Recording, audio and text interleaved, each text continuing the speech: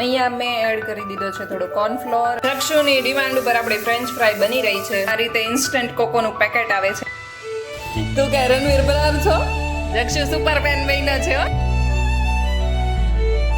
Hello friends, very good morning, જય Shri Krishna and જય Swaminarayan. Welcome back to my channel. આજે તો ટિફિન પણ બનાવવાનું છે એટલે હું થોડી વહેલી જ કિચનમાં આવી ગઈ છું અને અત્યારે બપોરે બનાવશું કોબી અને કેપ્સિકમનું શાક. જો કે મોટાભાગે કોબી બટેકાનું જ શાક હોય છે, પણ મેં એક જગ્યાએ જોયું હતું કે કોબી કેપ્સિકમનું શાક સારું લાગે છે, તો આપણે કોબી અને કેપ્સિકમને એડ કરીને ગ્રીન શાક બનાવવાના છીએ, એટલે આદુ મરચી નાખીને.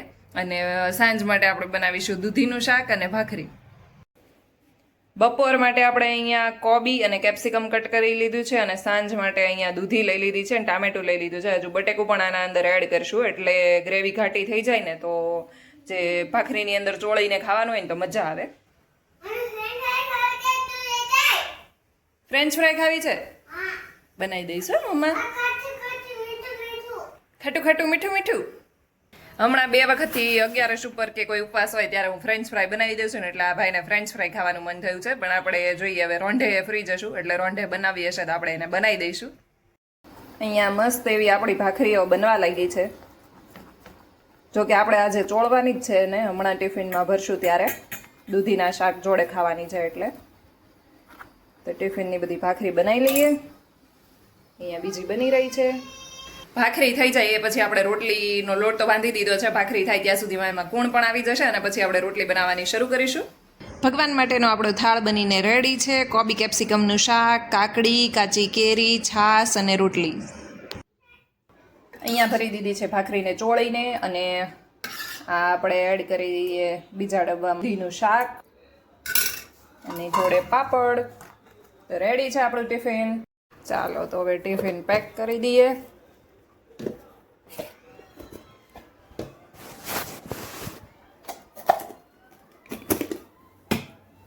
ટિફિન બનીને રેડી છે. હમણાં થોડી વારમાં વૃષભ પણ જતા રહેશે એટલે જક્ષુને સુવડાવી દઉં. સાંજના વાગી ગયા છે 5 અને હજી જક્ષુ સૂતો છે. ત્યાં સુધીમાં મેં કીધું કે ચાલો ફ્રેન્ચ ફ્રાયની થોડી પ્રિપેરેશન કરી લઈએ, એટલે મેં કટ કરીને એને ધોઈ લીધી છે અને ડ્રાય થવા માટે મૂકી દીધી છે. અહીંયા મેં એડ કરી દીધો છે થોડો કોર્નફ્લોર અને હલાવી લઈશું અને થોડી વાર માટે ફ્રીઝ કરી દઈશું આને અને પછી આને ફ્રાય કરવાની છે.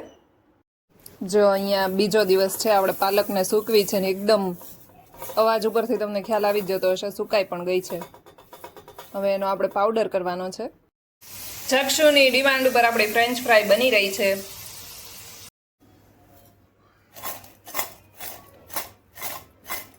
એકદમ ક્રિસ્પી બની છે. આ વખતે કોર્નફ્લોર એડ કરીને આપણે કરી છે. દર વખતે હું 11 કે એવું કંઈ હોય ત્યારે જ બનાવું છું, એટલે ત્યારે આપણે બીજું કંઈ એડ ના કર્યું હોય, પણ આ વખતે જો કોર્નફ્લોરથી કોટ કરીને કરી છે એટલે એકદમ ક્રિસ્પી થઈ છે મસ્ત. ગઈકાલે જક્ષુ કંઈક ટીવી જોતો હતો ને એમાં ફ્રેન્ચ ફ્રાય દેખાઈ ગઈ હતી, તો ગઈકાલ સાંજનો સૂતો ની પહેલાનો મને કહેતો હતો મમ્મી હું કાલે ઉઠું ને એટલે મને ફ્રેન્ચ ફ્રાય બનાવી દેજે, ફ્રેન્ચ ફ્રાય બનાવી દેજે. તો આપણે સવારે તો ટિફિન અને બપોરની રસોઈ હતી એટલે બપોરે તો આપણે બપોર સુધીમાં તો એને નહોતું બનાવી દીધું, પણ મેં કીધું કે અત્યારે સૂઈ જા, અત્યારે ઉઠે ને પછી હું તને બનાવી દઈશ. તો અત્યારે ભાઈ ઉઠી ગયા છે ને પછી ફ્રેન્ચ ફ્રાય માંગતો હતો, તો ફ્રેન્ચ ફ્રાયના બહાને એને એક રોટલી પણ ખવડાવી દીધી છે અને હવે એને ફ્રેન્ચ ફ્રાય આપીશું. અત્યારે આપણે ફ્રી હતા તો સાંજે વૃષભ આવે તો મસ્ત ઠંડો ઠંડો ચિલ્ડ કોકો પીએ, એ માટે અત્યારે બનાવી રહી છું કોકો. તો ચાલો તમને બતાવું. જો આ રીતે ઇન્સ્ટન્ટ કોકોનું પેકેટ આવે છે અને દૂધની અંદર એડ કરી દેવાનું અને બધી પ્રોસેસ અહીંયા લખેલી જ હોય છે. અહીંયા દૂધ ગરમ કરીને આપણે થોડું અલગથી ઠંડુ દૂધ હતું એની અંદર જ કોકો પાવડરને જે ઇન્સ્ટન્ટ કોકો પાવડર હતો એને એડ કરી દીધો હતો અને ઓગાળીને આ જે દૂધ ગરમ થયું એની અંદર એડ કરી દીધો છે. અને હવે થોડું ઘટ્ટ થાય ત્યાં સુધી આપણે એને ઉકાળશું. નીચે બેસી ના જાય એ માટે હલાવતું રહેવાનું છે, કેમ કે કોકો પાવડરની અંદર થોડો કોર્નફ્લોર એડ જ આવે છે, એટલે આપણે હલાવતા રહીશું અને થોડું ઘાટું થઈ જાય એટલે મસ્ત ઠંડુ કરીને આપણે સાંજે પીવાના છીએ. જો કે વૃષભને તો ખબર નથી કે આજે સાંજ માટે મેં શું પ્લાન કર્યો છે.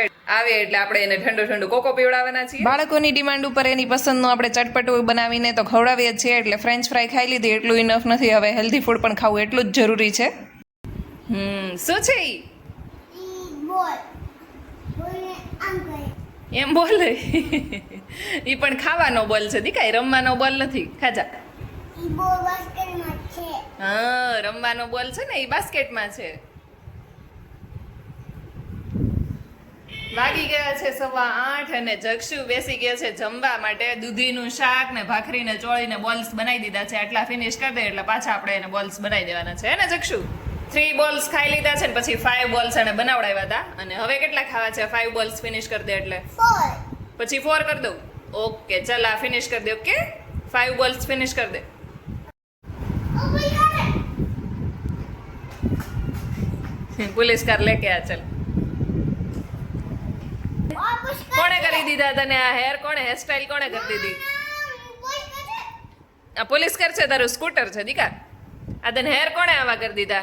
ચાલો તો વૃષભ આવી ગયા છે અને જે કોકો બનાવ્યો તો એ ઠંડો થઈ ગયો છે તો પી લઈએ. આ કોકોની રેસીપી મારા શોર્ટ્સમાં આવી ગઈ છે. તમારે જો ફૂલ રેસીપી જોઈતી હોય તો તમે ત્યાંથી જઈને જોઈ શકો છો. તો ચાલો બધા કોકો પીવા માટે. કેસા લગા?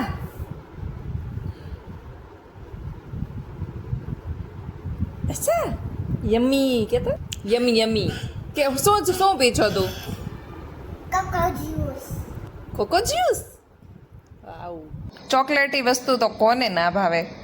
જો પીવામાં એટલો મશગુલ થઈ ગયો છે ને ઊંચું જોવાનું નામય નહીં લે.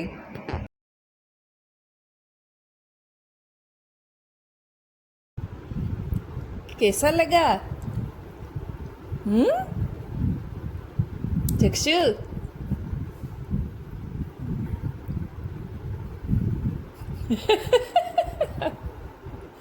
તું કઈ રણવીર બરાર છો? હે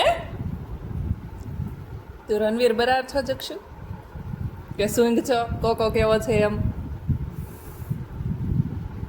પીવા માંડ છાનમુનો. ચલ જક્ષુ સુપર પેન બન્યો છે હો. એ